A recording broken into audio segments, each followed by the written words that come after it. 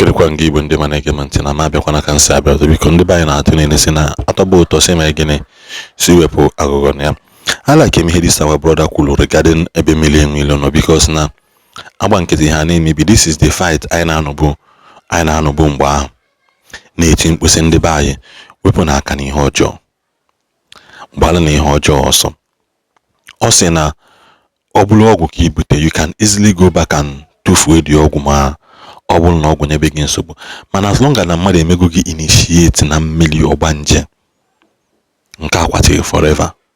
I don't know why ya pụta nukọrọ ndị mmadụ kedu ihe ndị be anyị na-achọ ọkụ ọchụchọ beauty going back to root ọ bụ ijeje gba ndụ na mmiri asamami wọta ka njike n'ụlọ because here I direct message to Nmiri Eweilo. Enough is enough. Enough is enough. Ịnọgidego dala isi gị kpụọ dada gị kezi mmadụ na-eji dada ha wee deceive mgbe deceive ndị mmadụ ịmakwana a lot of your followers bido hapụwa dada just because ha funny na hapụ dada. You influence the generation as if that is not enough. Ị na-akpọ mmadụ eje na mmiri steady bulu alụsị a na-amara ọbụbata na ana Igbo na-akpụ ya ọsọbalị ihe ezigbote alụsị a na-amara anya ọ dịka nke ha adịghị enough. You now engage people into water spirit agreement. A lot of our boys na suffer ya na amara today just because na ha ejegoje zonye akwụ na mmiri soro gbaa ndụ every day. And he butelu no massive harvest of souls na harvest energy ndị mmadụ wee mee gịnị na-eme prosperity all in because na-efe alụsị na-achọ go back to root. Eze nwaanyị ndị mmiri nke ọzọ gbigwotigo a na-akụfusi akụkọ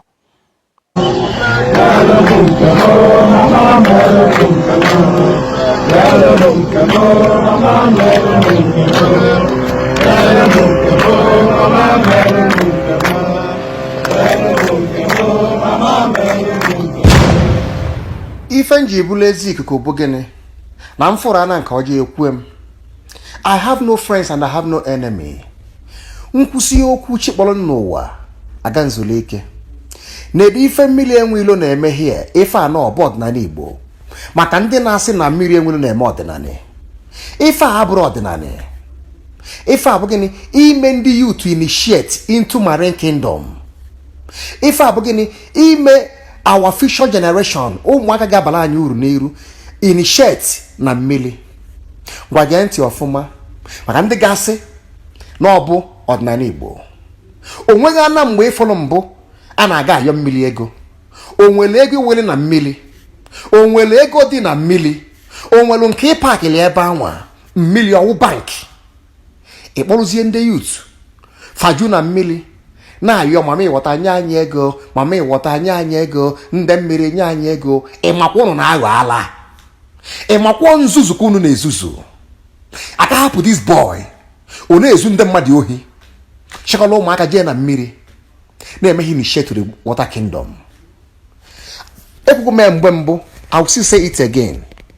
Ịma na ọka mma gị ịgwọ ọgwụ dan gị jee na mmiri eme gị initiate.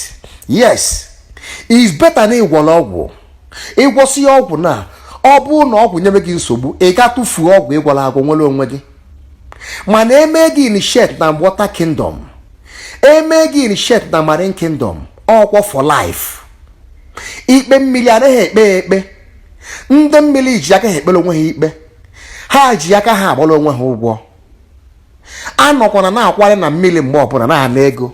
Ị na-ana mmiri ego onwere nke idewele ebe anwa ị makwa weta isi bịa wele isi. Ị na-ana mmiri nwa onwere nwa idoye na mmiri ị makwa ọgba nje ka ị na-akpọrọ ebe anwa. Let us be wise.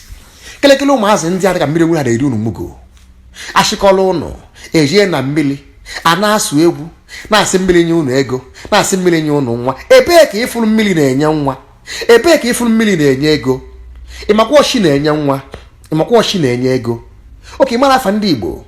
Ndị Igbo sị gị chi na-enye nwa, nwa bụ onyinye Chukwu. Dise ndị Igbo sị gị na ọchị na-enye ego, chi na-enye akụ na ụba. Ọ bụghị mmiri. Stop ịdị na-akwali na mmiri na-ewesi your energy. Gaa chụọ ife ị ga-eme. Fisie yourself somewhere. Kwụsị isoghalị ndị a. Ndị a bụ ndị ori. ihe ndị a na-eme gịnị bụ ha bịa ha kụzie ọdịnala Igbo iche na ha na-eme ọdịnala ha pụzugbo ego ohi n'azụ akpọga eje na mmiri o nwere ego dị na mmiri ewụsala ebe anwa ọkwa ebe ịtụfu ka ị ga-ata ụta eche nne ya etufuo ịta ụta nke a bụ ịtụfu na mmiri eke ịchọ na mmiri o nwere ife idolu na mmiri what do you live inside that water ị na-achọ die a na-eme unu InShot mmiri enwere nwe ha aka ọrụ ihe a ka o ji eli nri onwe shọpụ na Awada onwe shọpụ na Oyimbo onwe shọpụ na Mbuka Obosi ọ ife a ka o ji eli nri ị gaa na nke ya na ọ gbalụ afa free guy ọ bazie ịlụzi ọrụ mmụọ ọ napụghị da mmụọ na ya nwa o kwesịrị ịna gịnị ịgbara ya afa ofu ihe ka a na-arụ o were ihe ọmachi ebe a o were ebe ọ balansị ya n'ebe a the same game ka ọ na-agba unu bujele mba ji nwunye ya na-eri ji unu bujele ede nwunye ya na-eli ede unu bujele moto nwunye ya na-anya moto unu bujele ego ọ na-alụ ụlọ elu unu nwa na-aka ụta ha ya si mbọsị bịakụ nje na mmiri iji na-agụ egwu mmiri nye anyị ego mmiri nye anyị ego ọ na-akụ mgbịrịgba who is fooling who ndị Igbo taa na-elugo ga-abụ afọ mmadụ na mmiri ewele ịtali papụta na mmiri ebe ahụ ọ nọ taa na-elugo ga-abụ afọ mmadụ na mmiri ọza mmiri ahụ nọ n'ime ya ka ị kwara mmiri eme emere ọ na-efe ya eme aka na uche ụlọ ọpụziri na-apụ gịnị bụ nsogbu ndị Igbo na okerekere ụmụazị ndị a na-eri unu mugu na mmiri enwe ilo ọkpọghị n'isi ya na kpụpụ isi ka na-ezugo ohi so you never know na ndị abụ ndị guy so you never know na ndị a ekpere maka ndị abụ na ndị enwe pawa ndị enweghị mmụọ ha ji abịa onye na-eme ife mmiri anaghị enwe okwu mmụọ bụ arụsị edebere gị sọbalị kpọọ onye afa ịmaghị ihe ọ bụ ị na-ezuzugharị iji ekwụla ebe anwa kedu ife ị na-akọ isi na Igbo ọdịnala Igbo abịa na-akọrọ gị na ọdịnala Igbo